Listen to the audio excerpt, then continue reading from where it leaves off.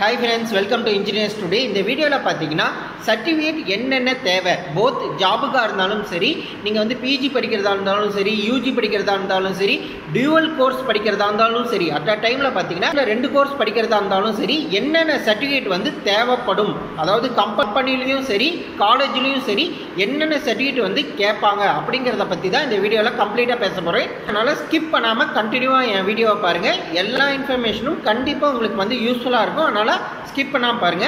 First ஜாபுக்குன்னு பாத்தீங்கன்னா final year students இப்ப படிச்சிட்டு இருப்பீங்க, இல்ல பாஸ்ட் அவுட் ஸ்டூடெண்ட்ஸா கூட இருக்கலாம். உங்களுக்கு வந்து என்னென்ன சர்டிஃபிகேட் தேவைன்னா கம்பெனில ஃபர்ஸ்ட் கோர்ஸ் கம்ப்ளீஷன் சர்டிஃபிகேட் வந்து ரொம்ப ரொம்ப முக்கியம். அந்த சர்டிஃபிகேட் இல்லாம எந்த கம்பெனிலையும் வந்து எடுத்துக்க மாட்டாங்க. அது லோ லெவல் கம்பெனியா இருந்தாலும் சரி, ஹை லெவல் கம்பெனியா இருந்தாலும் சரி, ஓகேவா? அதே மாதிரி ஓரளவுக்கு ஹை லெவல் கம்பெனியா இருந்துச்சுன்னா ப்ரொஃபஷனல் சர்டிஃபிகேட் வந்து ஃபர்ஸ்ட் கேட்பாங்க. டிகிரி சர்டிஃபிகேட் வந்து நீங்கள் கொஞ்சம் லேட்டாக கூட கொடுக்கலாம், ஒரு பிரச்சனையும் கிடையாது. எவ்வளோ பெரிய கம்பெனியாக இருந்தாலும் சரி நீங்கள் டிகிரி சர்டிஃபிகேட் வந்து கொஞ்சம் லேட்டாகவே கொடுக்கலாம். இப்போ ஃபைனல் இயர் முடித்த ஸ்டூடெண்ட்ஸாக இருக்கட்டும், கரண்ட்டில் பாஸ்ட் அவுட் ஆன ஸ்டூடெண்ட்ஸ்க்கு, ஓகேவா? அதே மாதிரி ஸ்டூடெண்ட்ஸ் யாராச்சும் வந்து பிஜி படிக்கணும், அதாவது மாஸ்டர் டிகிரி, எம்இ இருக்கலாம், எம்பிஏவாக இருக்கலாம், எம்சிஏவாக இருக்கலாம், எம்எஸ், இது மாதிரி எந்த கோர்ஸாக இருந்தாலும் சரி, நீங்கள் வந்து பிஜி அதாவது போஸ்ட் கிராஜுவேட் அதாவது மாஸ்டர் டிகிரி படிக்கிறதா இருந்தால் உங்களுக்கு தேவையானது வந்து 10th 12th ப்ளஸ் டிசி, முக்கியமாக டிசி முக்கியமாக தேவை. 10th 12th மார்க் ஷீட், அப்புறம் வந்து ப்ரொஃபஷனல் சர்டிஃபிகேட் வந்து தேவைப்படும். 10th 12th mark sheet plus DC வந்து நீங்கள் அட்மிஷன் பண்ணும்போது கொடுக்க வேண்டியது இருக்கும் அந்த காலேஜில்.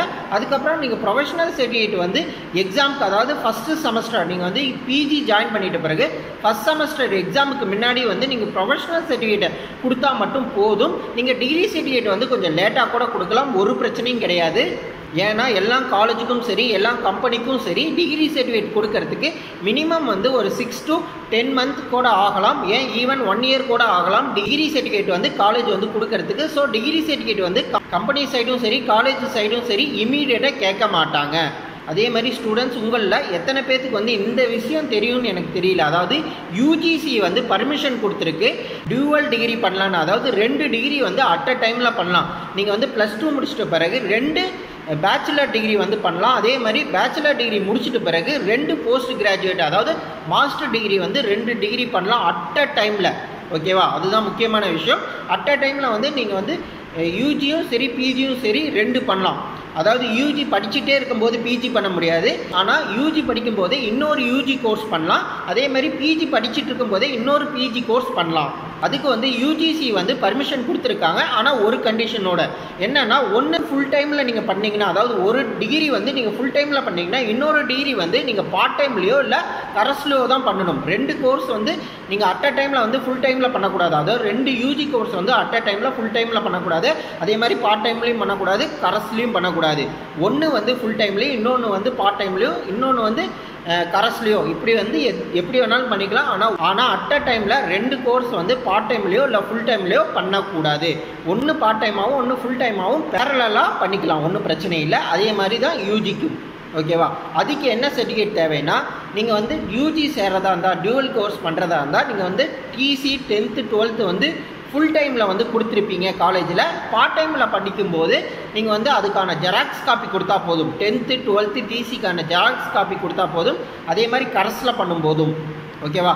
மேக்ஸிமம் வந்து பார்ட் டைம் எப்படின்னு தெரியல, ஆனால் கரஸில் கேரண்டியாக பண்ணலாம். அதாவது கரஸில் வந்து ஒன்று ஃபுல் டைமில் பண்ணிட்டு இருக்கும்போது கரஸில் வந்து நீங்கள் வந்து கேரண்டியாக பண்ணலாம், அதாவது தொலைதூர கல்விம்பாங்க, ஓகேவா? அதில் வந்து இன்னொரு கோர்ஸ் பண்ணலாம். அதுக்கு வந்து TC 10th 12th mark sheet வந்து ஜெராக்ஸ் காப்பி கொடுத்தா போதும். பிஜிக்கு அப்படி தான், ஃபுல் டைமில் பண்ணும்போது course completion certificate, TC, professional certificate வந்து ஒரிஜினல் கொடுக்கணும். அதுவே கரஸில் பண்ணும்போது இதுக்கான ஜெராக்ஸ் காப்பி கொடுத்தா மட்டும் போதும். அதே மாதிரி கம்பெனிலையும் சரி காலேஜ்லேயும் சரி உங்களோட இண்டிவிஜுவல் மார்க் ஷீட் வந்து மேக்ஸிமம் கேட்க மாட்டாங்க. கன்சால்டேட் மார்க் ஷீட்டு தான் மேக்ஸிமம் வந்து காலேஜ்லேயும் சரி கம்பெனிலையும் சரி கேட்டால் கேட்பாங்க. மிச்சப்படி எந்த காலேஜ்லேயும் வந்து கன்சால்டேட் மார்க் ஷீட்டோ இல்லை கம்பெனிலையோ கன்சால்டேட் மார்க் ஷீட் வந்து மேக்ஸிமம் கேட்க மாட்டாங்க. இப்போ நான் சொன்னது வந்து இந்தியாவில் நீங்கள் வந்து கம்பெனியில் ஜாயின் பண்ணுறதாவோ இல்லை பிஜி பண்ணுறதுனாவோ மட்டும் கிடையாது. ஃபாரினில் நீங்கள் ஜாபில் ஜாயின் பண்ணுறதா இருந்தாலும் சரி, காலேஜில் ஜாயின் பண்ணுறதா இருந்தாலும் சரி இது வந்து பொருந்தும்.